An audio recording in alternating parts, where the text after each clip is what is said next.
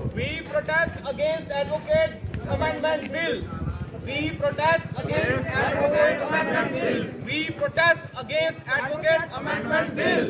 We protest against Advocate Amendment Bill. काला कानून वापस लो, काला कानून वापस लो, काला कानून वापस लो, काला कानून वापस लो। गवर्नमेंट की इंटरफेरेंस नहीं चलेगी, नहीं चलेगी। गवर्नमेंट की इंटरफेरेंस नहीं चलेगी, नहीं चलेगी। गवर्नमेंट की इंटरफेरेंस नहीं चलेगी, नहीं चलेगी। काला कानून वापस लो, काला कानून वापस लो।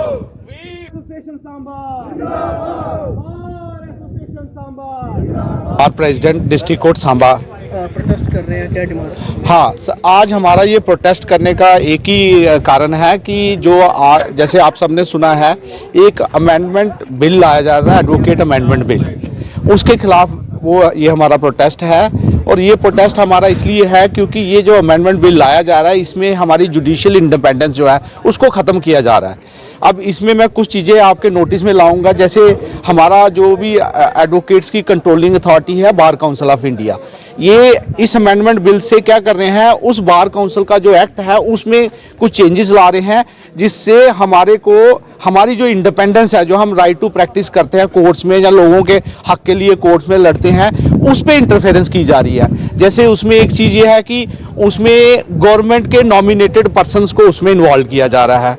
अब उसमें ये क्लैरिटी नहीं है ये नॉमिनेटेड बंदे क्या गवर्नमेंट के होंगे। अब उसके साथ क्या है कि जैसे हमारा क्या है, अक्सर आपने देखा है, हम लोगों के लिए, अपने लिए हम स्ट्राइक्स करते हैं। अब जो स्ट्राइक जो है कोई हमारी इंडिविजुअल हमारे बेनिफिट्स के लिए नहीं होती हैं। अब कुछ ऐसे सोशल काज है उसके लिए भी हम स्ट्राइक्स करते हैं। इस अमेंडमेंट बिल में ये भी लाया जा रहा है कि अगर कोई एडवोकेट किसी स्ट्राइक में इन्वॉल्व हुआ तो उसका लाइसेंस सस्पेंड किया जाएगा। इससे ये हमारी जो राइट टू प्रैक्टिस है उसमें इंटरफेरेंस है।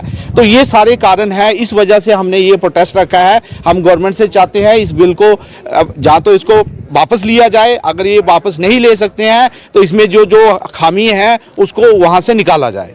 से यही गुजारिश है कि जल्दी से जल्दी इस जो एक्ट ला रही है, अमेंडमेंट एक्ट जो बिल ला रही है, इसको ख़त्म किया जाए। अगर नहीं ख़त्म करना है तो उसमें खामियां हैं, इसको जल्दी से जल्दी दूर किया जाए, ताकि जो प्रोफेशन है, जो हमारा कोर्ट का जुडिशरी इंडिपेंडेंस है, वो स्मूथली तरीके से चल सके और सबको इंसाफ मिल सके।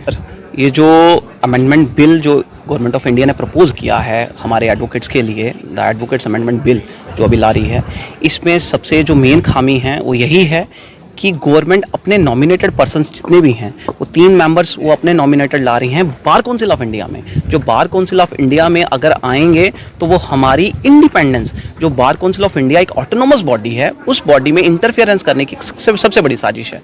इस चीज़ से नुकसान ये होगा कि वो जिस तरीके से चाहेंगे उस तरीके से एडवोकेट्स को कंट्रोल कर पाएंगे। बिकॉज एडवोकेट्स एक ऐसी फ्रेटर्निटी है जो ऑल ओवर इंडिया में, जहाँ पे आप इंडिपेंडेंस डे से लेके तो आज तक यहाँ हम देखें तो एक इंडिपेंडेंस बॉडी रही है जिसने हमेशा इस देश में क्रांति लाई है। So advocate is the only class जो कंट्रोल नहीं होती है किसी से। So government by virtue of this amendment bill is trying कि हम उसमें इंटरफेयर करके इनको भी कंट्रोल करें, और कल को किसी भी तरीके से चाहे कोई एडवोकेट बाहर निकलने की कोशिश करता है तो उसको कंट्रोल किया जाए बाय वर्च्यू ऑफ एक पर्टिकुलर मिसकंडक्ट उसके ऊपर लाके, क्योंकि मिसकंडक्ट की जो प्रोविजंस इन्होंने लाए हैं that is totally derogatory for the advocate fraternity.